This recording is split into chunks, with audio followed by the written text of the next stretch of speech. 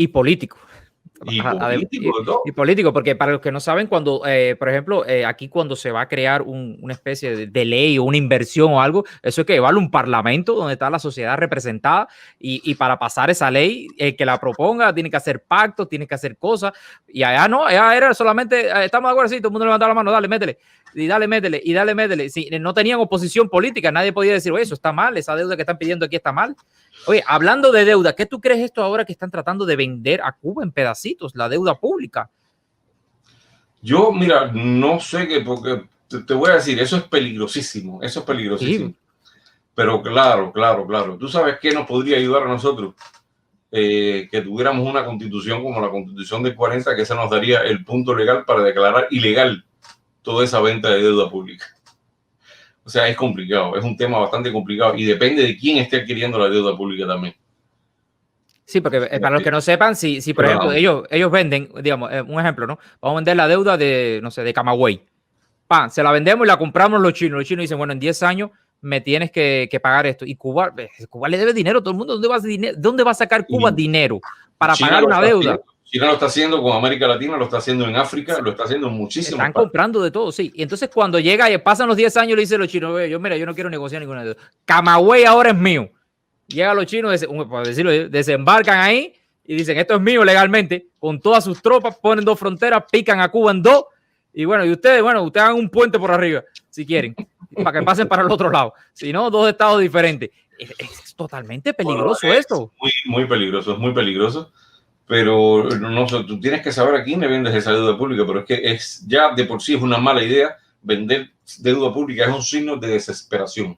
Pero además es sobre todo un signo de que no te importa el futuro del pueblo, no te importa.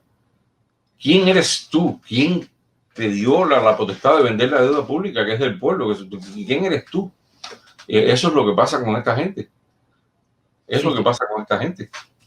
Es increíble. El poder total. Y del adoctrinamiento, yo quería, pero no voy a abundar en eso porque es el tema del programa mío del sábado que viene. Bueno, el sábado que viene, ¿a qué hora? ¿A qué hora?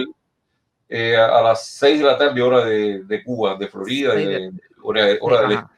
6 de la tarde, hora de Cuba, en tu canal, Abraham Rivera. Sí. Ya usted sabe, vaya para allá el sábado. Y quiero abundar ahí sobre lo que es el adoctrinamiento. Bueno, pero dan un poquito ahora.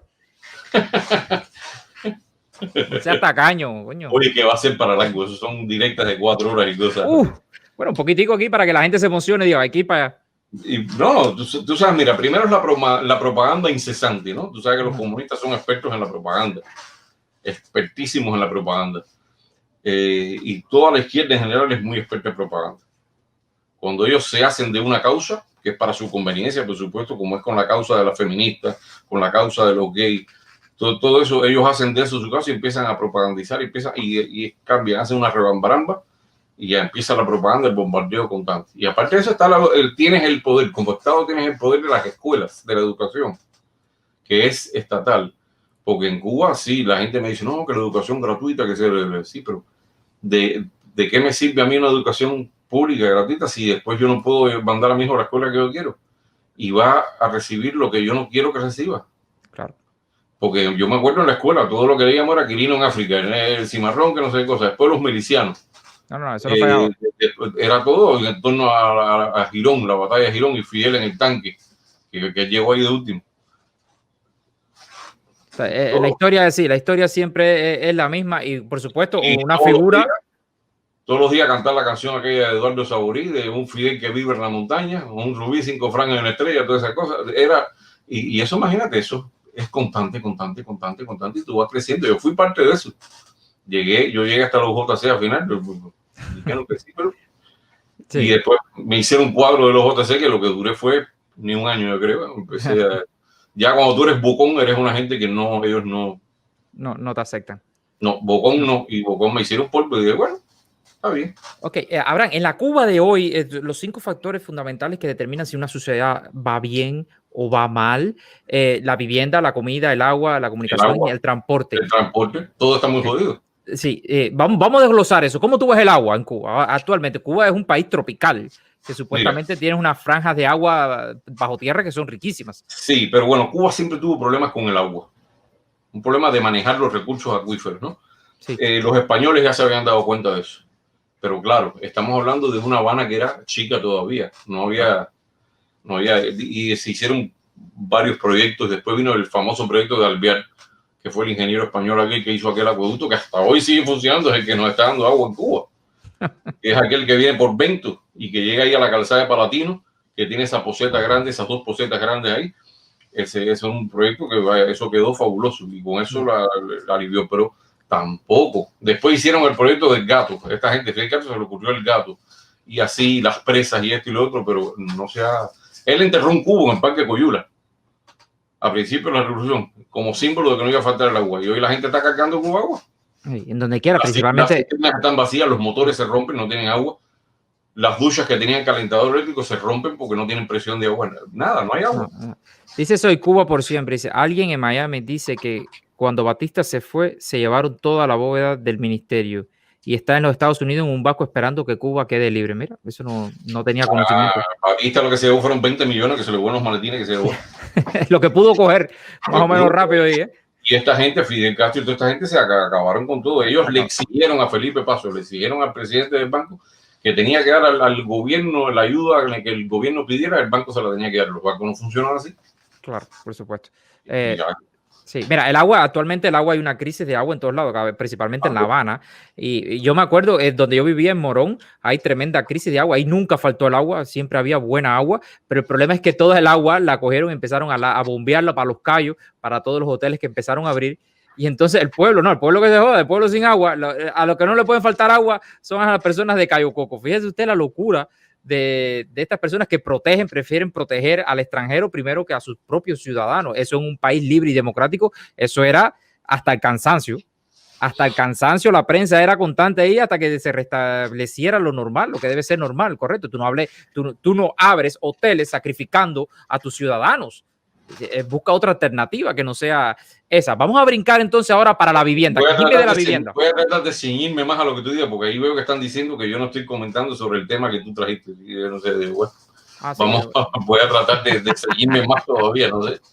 Déjame ver. Dice, viene aquí, dice, Abraham es muy inteligente, pero no está hablando del tema que comenta Darwin. De la Cuba de hoy. Bueno, sí, estamos hablando bueno, él hablaba que había problemas antes, pero es que la Cuba de hoy es un producto de lo que pasó, señores.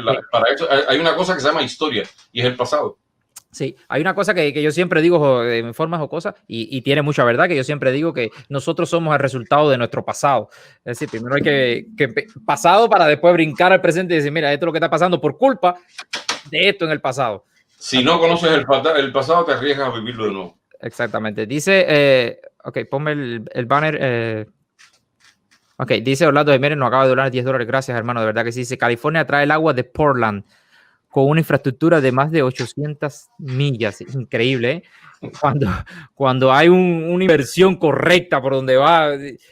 Oiga, y eso para allá. Mira, yo me quedé frío hablando del agua antes de brincar para la vivienda. Yo me quedé frío. Yo fui a Las Vegas creo que fue en octubre. Sí, que fue en octubre del año pasado. Fui a Las Vegas. Oye, caballero, Las Vegas es un desierto. Eso es un desierto total ahí. Y ahí hay agua como si fuera, bueno, Las Vegas, imagínate tú, de la cantidad de hoteles, la cantidad de fuentes, la cantidad de piscinas, de todo. Ahí todas las casas tienen piscinas. Eso es increíble. Yo no sé dónde está sacando el agua. Y Cuba, un país tropical, tiene problema de agua. ¿Cómo se explica eso? Porque hay una infraestructura, un pensamiento, algo planificado del mismo estado de Las Vegas, me imagino que es el que se ocupe de eso, para poder llegar a ese punto. Pero Cuba es un desastre total, especialmente con el agua, que es algo tan fundamental. Pero es que más el agua se pierde por la cantidad de salideros que hay, que son históricos. No, sí, porque una inversión necesita una cosa que se llama como mantenimiento. Si tú no mantienes eso tiene una vida útil de 20 años, pero bueno, si le das mantenimiento son 30. En Cuba llevan 61 años con el mismo ahí, sin darle mantenimiento, y los salideros son, claro, y se pierde cantidad. Yo me acuerdo que había muchos salideros en donde quiera en Cuba. Vamos con la vivienda, por favor. Me gustaría entrar para darle cámara a las personas que te quieran hacer alguna que otra pregunta. La vivienda, imagínate. Yo he estado en apartamentos donde vivían apartamentos de 3 habitaciones, donde vivían hasta 12 personas, sumándole el animal que tuvieran, el chivo, el puerco, lo que tuvieran. He ido a casas en el cerro, me acuerdo, fui a muchas casas que la gente dormía como si fuera una caja de tabaco, uno al lado del otro así. Gente que vivía en barbacoas hechas en los lugares que no te puedes imaginar. En fin, gente viviendo prácticamente en cueva, como lo fui yo, en el borde del río Mendares, en el Kibú, con cualquier tipo de cosa. Mira, es una crisis tremenda, porque hicieron la ley de reforma urbana. Digo, bueno, la ley de la reforma urbana en el año 60, muy bueno.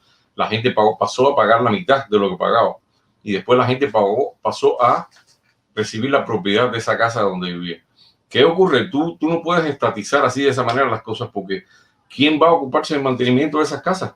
Y las casas se fueron derrumbando, porque tú como Estado no te has ocupado de asumir ese mantenimiento. Y la gente que está de dueño de la casa, que tú le diste a la casa, no tienen el dinero o no tienen ningún lugar donde ir a comprar el material para mantener la casa. Y la casa se sigue cayendo y se sigue cayendo. Antes del 59 había alrededor de 5, quizás 6 millones de cubanos, puede ser. Actualmente sí. Hay de entre 11 y 12 millones de cubanos. Es decir, la población se ha duplicado, pero las casas no se han duplicado, ni de cerca. Yo no creo que no hayan aumentado mucho el nivel de casa, porque tú puedes encontrar de 3 a 4 generaciones dentro de una misma casa, esperando de que se muera el más viejo para poder heredar esa casa. Y eso, si ves los albergues, eso es un espectáculo lamentable, los albergues. Eso, porque además ahí hay de todo. Si tú tienes una niña, puedes estar arriesgado ahí a que te toquen la niña, lo que sea. Eso, ahí hay elementos de todo tipo y las condiciones son pésimas. Ahora los predios, yo no sé si te acuerdas de los predios esos al campo que habían, esos predios, eso se abandonó completo, entonces ahora están metiendo a las personas en esos predios.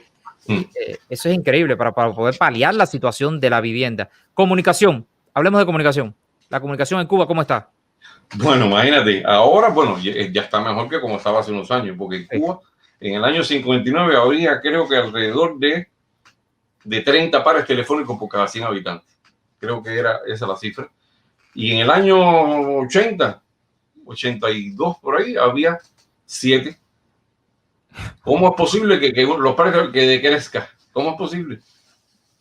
Es increíble. Cuba siempre... Entonces, sí. Claro, ¿qué pasaba? Que el teléfono pasó a ser un mérito, pasó a ser un lujo, entonces se lo daban al que fuera más legal. Una meritocracia. Usted es presidente del Poder Popular, usted tiene un teléfono. ¿Usted va a render o no? Usted no tiene derecho a tener un teléfono. En la revolución se usa mucho, se aplica mucho la meritocracia, por supuesto.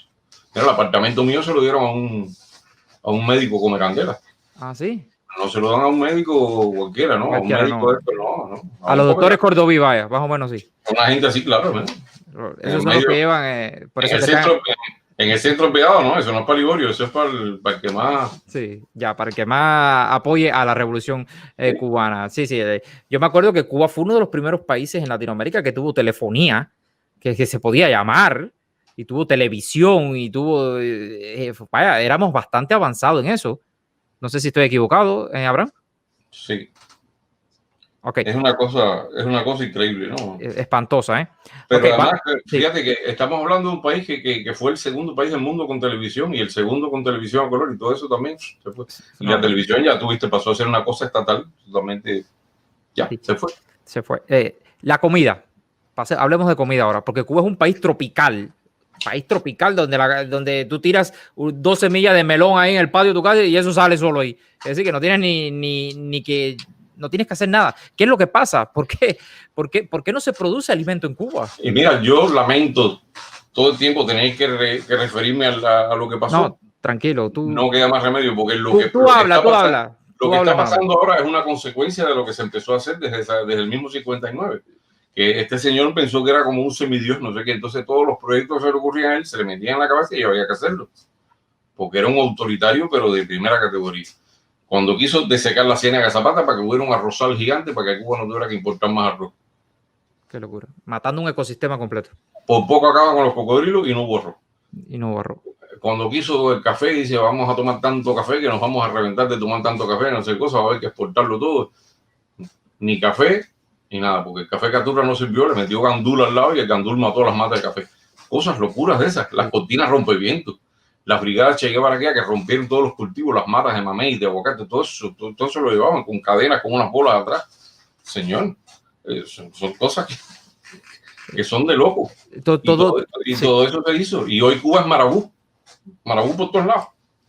Sí, es bastante increíble eso porque me acuerdo también ¿cómo se llama? La zafra de los 10 millones La también que zafra, empezaron a decir, vamos a arrancar todo aquí para sembrar caña porque tenemos que llegar a los 10 millones porque alguien que no tiene una oposición fija que le diga, eso es una locura lo que tú estás haciendo, claro, estamos en porque contra tuya. él quiso hacer una especie de dumping, inundar el mercado mundial de azúcar con un precio muy barato, pero Sí. le salió mal también. Nunca se habían logrado 10 millones. Cuando trabajaban a toda eficiencia, nunca se lograron 10 millones ni se iban a lograr. Se llegaba Y a no se 8. lograron.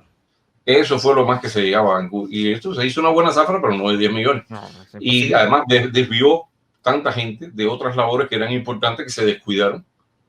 Y otros sectores de la misma agricultura se descuidaron. Pero además hubo campos que se vaciaron de otras cosas para sembrar caña. Exactamente. Como si la gente fuera a comer caña nada más. Toda una idea, una locura total lo que hizo esta persona. Es decir, ya te dije el agua, te di comida, vivienda, comunicación, me falta transportación. Dime la transportación en Cuba porque es bastante caótica la transportación ahora mismo en Cuba. Bueno, se dice que el primer error de transportación en Cuba lo cometió Batista, que fue el que quitó los tranvías. Porque dicen que era muy efectivo. Pero bueno, el transporte en Cuba, ¿qué pasa? Que tenía un sindicato muy poderoso, un sindicato bien organizado, tenían todas las leyes, tenían toda su protección sindical, todo. Eso se acabó y por supuesto, al venir después del embargo, bueno, ya se acabaron las piezas, eran General Motors lo que había y ese tipo. Después entonces se compraron en Inglaterra las Leyland, aquellas que duraron un montón de años, pero sin reparación, sin piezas, sin nada. Aquello duró hasta que pudo. Sí. Y después entonces ya empezaron con el plan de hacer un combinado para ensamblar las guaguas dentro de Cuba, que entonces se hizo con Japón el contrato con Hino y todo aquello, se hicieron las Girón y se hicieron todo eso y se trajeron otras de España, más guaguas que donaron de Italia, que donaron de aquí, donaron de allá. Y así más o menos se fue peleando, pero el transporte pasó a ser un desastre. Los trenes ni se diga. Sí, la transportación es bastante caótica, moverse. Yo siempre he dicho que la economía es movimiento y el movimiento necesita transportarse, necesita transportación. Pero imagínate un país que prácticamente la transportación en Cuba es estatal. Hay muy poca transportación privada dentro de Cuba para poder mover y si lo mueven hay un punto de control en cada provincia pidiéndote papeles y pidiéndote de todo para hacerte la vida totalmente imposible. Te voy a brincar a la pregunta ¿tú crees que la dictadura de Cuba está mintiendo con las cifras del COVID-19? A mí no me extrañaría para nada. A mí la experiencia me indica que no puedo confiar en ellos. Mi experiencia me indica que mienten. Es decir, con este rebrote que ha habido ahora, que se han cerrado todo, Mira, para mí, La Habana está cerrada. Para mí, quien miente una vez, miente 5. Y quien miente 5, miente 20. Así que bueno, no hay manera. Además, ¿quién va a contrastarlo? ¿Quién contrasta eso? Claro, es imposible de contrastar. Yo también creo que ¿cómo decirte? Están mintiendo en las cifras y están ocultando y están tratando de las estadísticas camuflajearlas por aquí y por allá para dar una sensación al mundo de que estamos bien, de que no pasa nada. Y no es así, incluso han ido esas aperturas de los aeropuertos para que vengan turistas, la han ido posponiendo una y otra vez porque se sigue sin poder controlar eso. Eso es incontrolable con un país que te está haciendo colas por donde quiera. No puede simplemente, no pasa nada, no se contagia nadie en Cuba. Es increíble eso, ¿eh? Totalmente. Sí. Ok, para todas las personas ya le puse el link a todas las personas que quieran hablar con Abraham, aquí hablar con él. Recuerden las reglas, estamos hablando sobre la Cuba de hoy. Una pregunta para Abraham o para mí, tienen 90 segundos y usted podrá hacer la pregunta y Abraham tratará de respondérsela y yo, bueno, trataré aquí de moderar y trataré de respondérsela. Te voy a decir una cosa, Abraham, tú cuando vienes aquí o cuando viene cualquiera, yo me siento muy malo, muy mal me siento, porque me siento como un bruto. La única vez que me he sentido bien fue cuando vino Eric Concepción y Clarita, que me sentía un sabio. Por eso la gente me dice, ¿por qué tú invitas a esa gente? Oye, cabrón, tengo que invitar a esa gente para sentirme bien, aunque sea un día, porque cada vez que viene Abraham, viene el otro, yo soy alguien que no sé nada. Entonces invito a esa gente para yo sentirme también, ¿cómo se llama? Tengo mis conocimientos también. Ok, vamos a empezar a entrar a las personas por orden de llegadas. Así que con todos ustedes, José Benítez. Buenas tardes, José. ¿Me escuchas? Abraham. Pepe, ¿cómo estás, Pepe? Ya, bien, tranquilito. ¿Tú lo conoces, Abraham? Sí, claro. Es punto fijo en tus directas. Punto fijo, punto fijo. En la mía y en todas las demás, creo. Sí, Mira, José Benítez. a mí esta vaina de los youtubers va a provocar mi divorcio. Ah, sí. Ok, te voy a poner tus 90 segundos. Hey. Cualquier cosa que le quieras decir a Abraham, díselo ahora. Ya ustedes se conocen, así que podrás decírselo ahora mismo. Así que te voy a poner tus 90 segundos aquí democráticamente. Ahí está. No, yo lo que quería más que nada es, porque bueno, me imagino que deben de haber estadísticas de todo esto. Por ejemplo, cuántos hospitales había en Cuba, en todo el país, hasta el 59, cuántos hay ahora, cuántas cárceles habían antes, cuántas hay ahora. El transporte, por ejemplo, la cantidad, la flota que había de transporte, por ejemplo, interprovincial. Hoy en día sabemos que el pueblo cubano se transporta en camiones como ganado. Que los buses que hay son con dólares, porque a mí me tocó cogerlos algunos, esos que le llaman Vía Azul, creo que se llaman ahora, y si no es con dólares no te puedes montar en un budo de esos, y están todos desbaratados, porque a mí me pasó, viví una experiencia bien fea en un viaje de Camagüey a La Habana, y en fin, todas estas cosas que eran buenas y que habían en abundancia antes del 59, que hoy sencillamente o están en ruinas o están destruidas. Y con respecto a la producción de azúcar de cañaverales, aunque se me acabe el tiempo, me gustaría que me permitieran hacer un comentario, porque bueno, mi familia se dedicaba a la siembra de caña y yo, por ejemplo, tengo las experiencias de un tío mío que me comentaba de por qué no se debía quemar el cañaveral. Él me explicaba todo lo que pasaba en la tierra cuando no se quemaba el cañaveral. Por ejemplo, la caña suelta muchas hojas que crean como una alfombra, como un colchón. Debajo de eso se crea un ecosistema por la humedad que se mantiene. Abundan mucho las lombrices estas californianas, las grandes, que ellas solitas producen abono. Así que, y hoy en día la moda es quemar, o sea, y se daña mucho a la tierra. En fin, establecer esas diferencias. Pues. Sí. ¿Algo que decir, Abraham? Sí, no, de acuerdo con Pepe. Pepe es una gente muy bien parado en sus comentarios. Siempre Okay, de acuerdo con Pepe. Sí, muchas gracias, José Benítez. Muchísimas gracias. De verdad que sí, seguimos ahí dándole duro a la dictadura y espero verte en otras directas por ahí. Ok. Bueno. Gracias, hermano. Cuídese mucho. Un abrazo. Ok, voy a entrar, si me lo permiten, a la mujer que tenemos aquí. Así que con todos ustedes, el canal de las emociones. Hola, hola, hola. Oh, amiga mía. Bueno, pues yo, a ver, ¿qué les puedo decir? Son 90 segundos. Mira. Sí, espérate, que todavía no he empezado. Espérate, vamos. No he empezado. Oye, yo me autodisciplino rápido. Te voy a decir una cosa para que tú veas, mira, eso es lo que me gusta a mí, que las personas digan, oye, esto es lo que hay, esto es lo que vamos a hacer y ya, y vamos a interactuar, ¿no? ¿De dónde lo estás viendo? Pues mira, de Miami. Desde Miami. Desde Miami. De eso que el canal de las emociones es un canal de YouTube o una página. Es un canal de YouTube, es un canal de YouTube que ha sido sorprendente. Abrí hace un mes y creo que tenemos cerca de 4,000 suscriptores ya.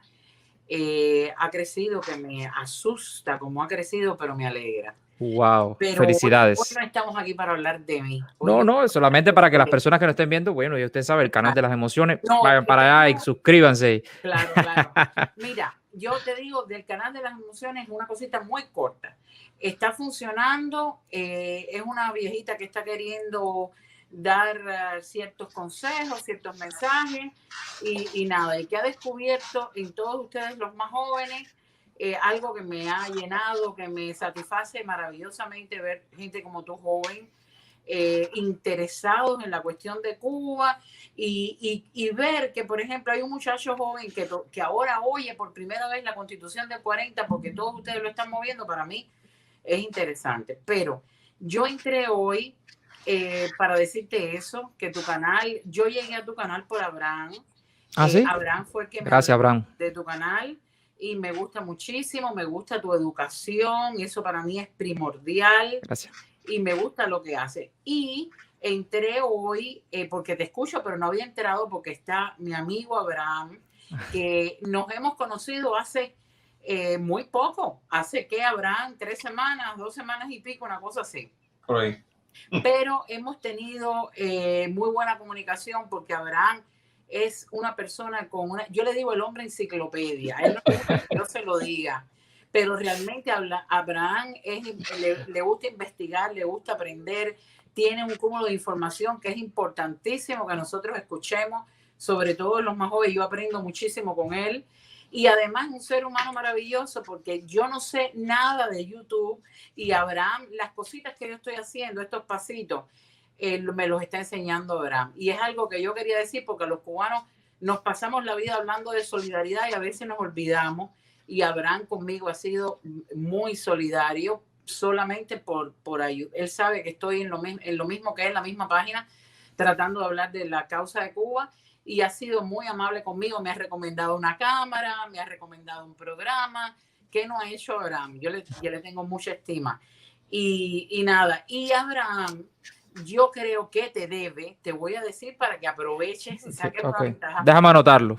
Tú sabes que Abraham es judío. Y una de las cosas, tú te has fijado la división que ha causado la Revolución Cubana. Y una de las cosas más interesantes es cómo antes de la Revolución convivíamos chinos, judíos, católicos y convivíamos bien.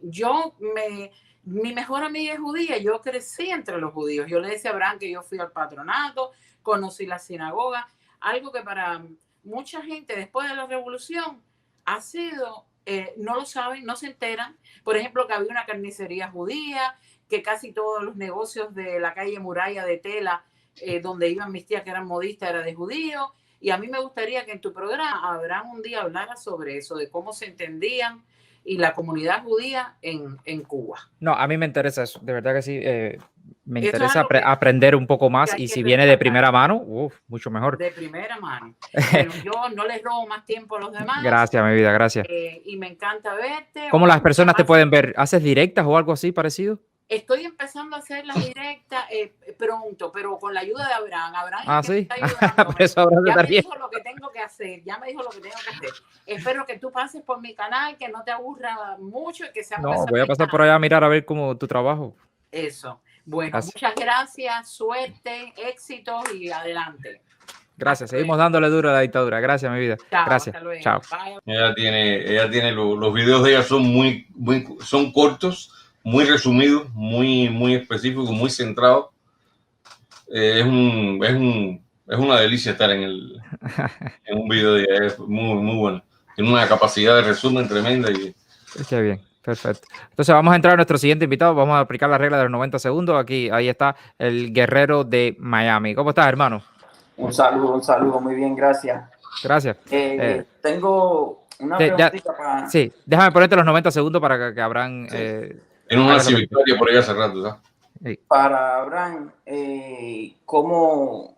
Y quisiera que me diera su opinión de cómo el pueblo debería de cambiar y reaccionar y de una vez reconocer lo errado que ha estado el pueblo desde que triunfó la revolución y cómo hacerle llegar un mensaje al pueblo y que el pueblo pueda recepcionarlo, pueda interiorizarlo, pueda oírlo, porque un defecto que tiene el cubano es que muchas veces no quiere saber que la información existe.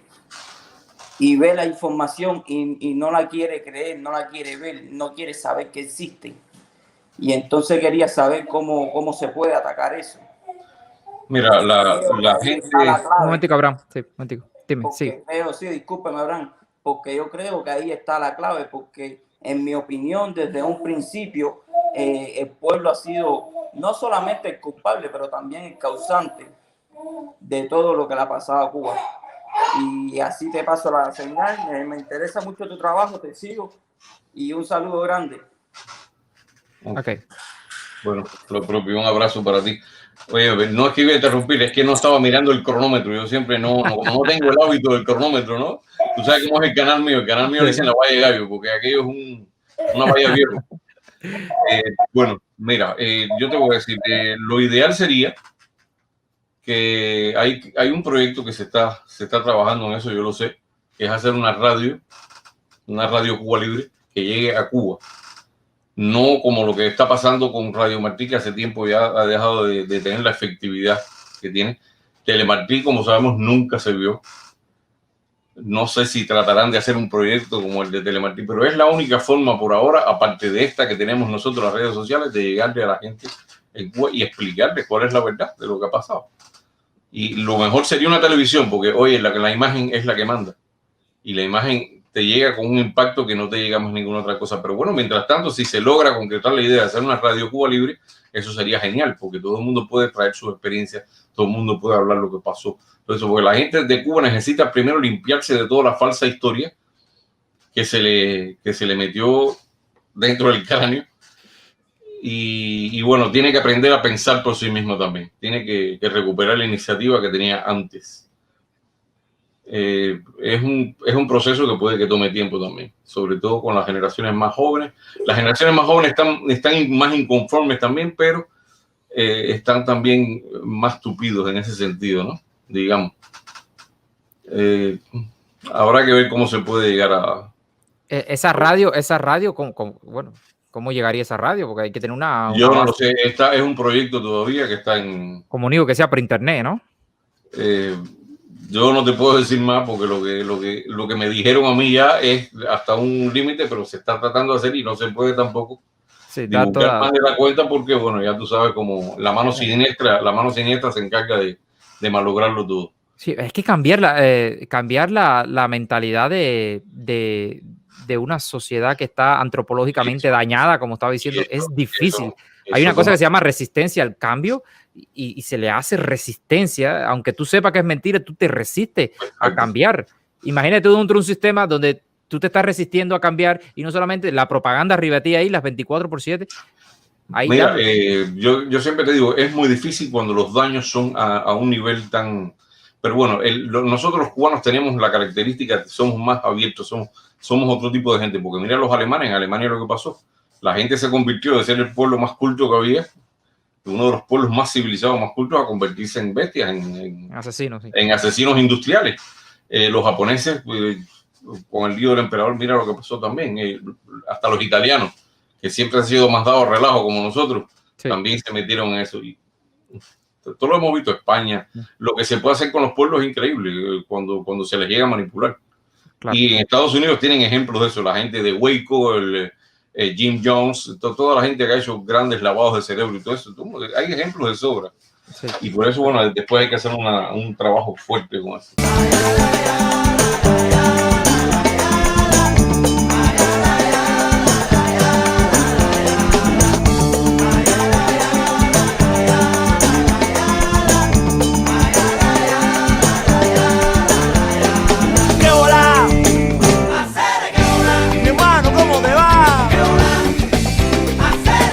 ¿Dónde tú me llamas? ¿Dónde tú estás?